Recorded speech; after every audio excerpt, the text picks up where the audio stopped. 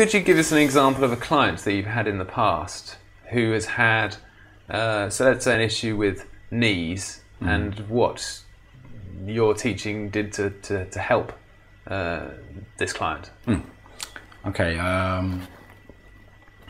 Well, the one I'm thinking of, because it was quite moving, it was just a woman that came to a workshop in Scotland, and she was quite quiet in the class, and she wasn't really doing a lot. And halfway through, she put her hand up and said, "I've got a problem with my knee.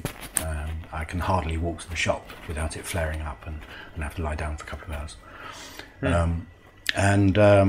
I looked at how she was standing and moving, and basically she was lifting herself up with her kneecaps, and in doing so, causing compression through the joint.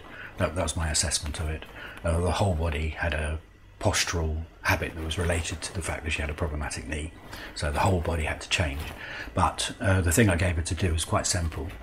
The solution for any joint issue is to find a way of finding support through it, rather than your efforts to support yourself working against it.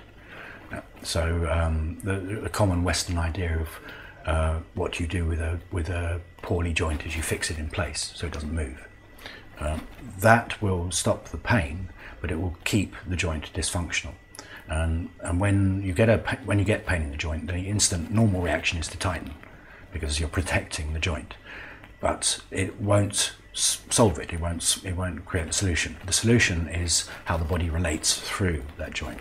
So what I got her to do was to squat onto her toes, and I got her to play with the weight distribution and play with how to push out through the toes in a way that didn't brace the knees. Push out through the toes in a way that fed back through the knees to where the hips were. And when she found that movement, to just tip the weight so that her legs could straighten.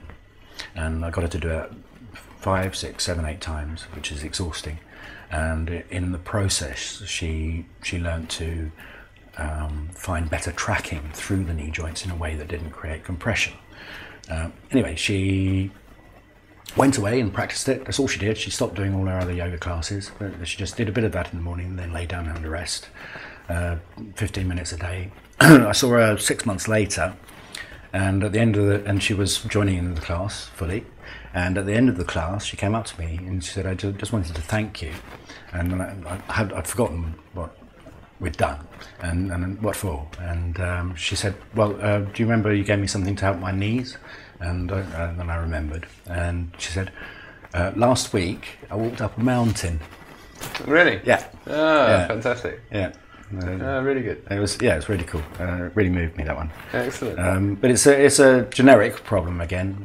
All joint problems. There's always a similar sort of reason for it going on, and how the problem manifests. There's all sorts of versions, all sorts of diagnosis. Like it could be rheumatoid arthritis. It could be a bursitis of a joint where the fluid gets displaced. All sorts of symptoms. And people sort of take on those diagnoses as that's what's wrong with my knee, my hip, my elbow, whatever. But the solution is always the same. You've got to stop attacking the joint and find a more harmonious, fluid relationship through it that will support you. Great, great, excellent.